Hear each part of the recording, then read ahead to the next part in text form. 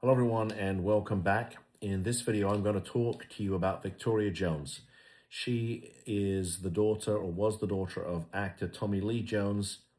There's an article that I'm going to I'll put a link to in the description, and it talks about the fact she struggled with drugs and alcohol for quite a period of time, and I guess it became public record in the months leading up to her death. And I'll just share a few things here about what's been going on here. So it says, while the exact cause of Jones' death remains under investigation, a review of court records from recent criminal cases involving Jones paint a picture of someone struggling with alcohol and drug abuse in the months leading up to her death. Court records from Napa and Santa Cruz counties reveal that Jones had run-ins with law enforcement tied to alleged drug and alcohol use that began last spring. In April, Jones was arrested in Napa County and charged with 3 misdemeanor crimes that included allegations of possessing and being under the influence of cocaine and then resisting arrest. I guess at some point they'd responded to a 911 call, and it says, according to court records, Jones told the deputy she'd called 911 by mistake, but the deputy reported seeing dried blood around her nose and white residue on her tongue. Her husband told the deputy that she had been using cocaine for the past 2 days. So it sounds like she'd been on a binge. Says 2 months later, Jones was arrested again, this time charged with misdemeanor domestic battery. According to the report from the Napa County Sheriff's Office, Jones allegedly slapped her spouse twice in the face during an argument over her drinking and drug use.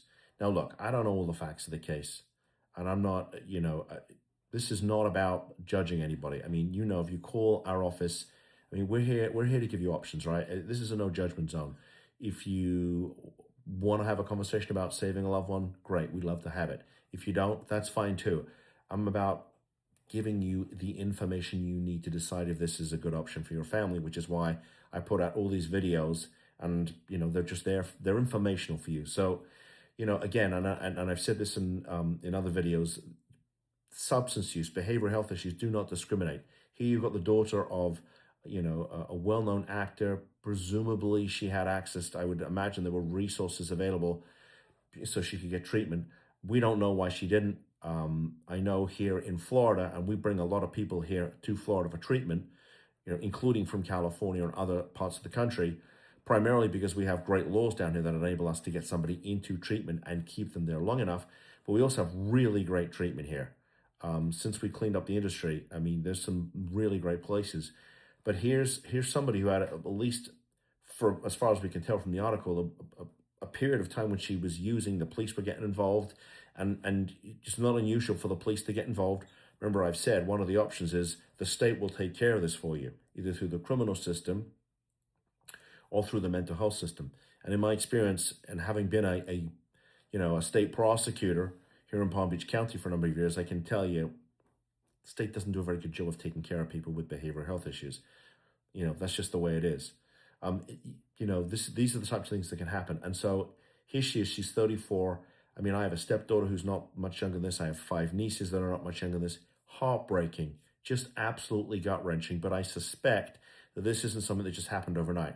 I suspect she had been having issues for several years. That's normally how it goes. And for whatever reason, it doesn't seem like there was any kind of intervention. So I'll put a link to the article. If you are a family out there and you've got somebody that you love in the family who has been dealing with this for years and years and years, they're simply not capable of making the decision to save themselves. They simply aren't. And it's sort of, and I describe it as the kidnapped brain, right? You can't rationalize this and say, well, why didn't they try to save themselves? They're not capable. I mean, it looks like your loved one, sounds like your loved one, walks like your loved one, right? I promise you, your loved one is not running the show. Whatever is bothering them, the trauma, the drugs, the mental illness, the behavioral health issue, that is what is running the show here. And if left untreated, this will continue, it will get worse, and it will destroy your loved one, and it will destroy your family. And if you've watched any of my other videos, I'm just not going to sugarcoat this stuff.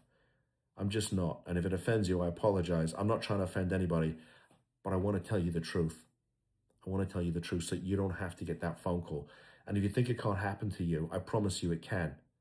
And I don't like to make promises, but every year we speak to a family who called us 6 months later, we touch base with them, and we get that conversation.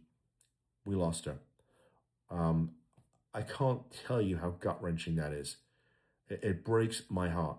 So if you're a family out there, you want to have a conversation with us about what we can do to help you, reach out to us, please. Anyway, enough of that. I've said my piece. I'll put a link to the article in the description to this video.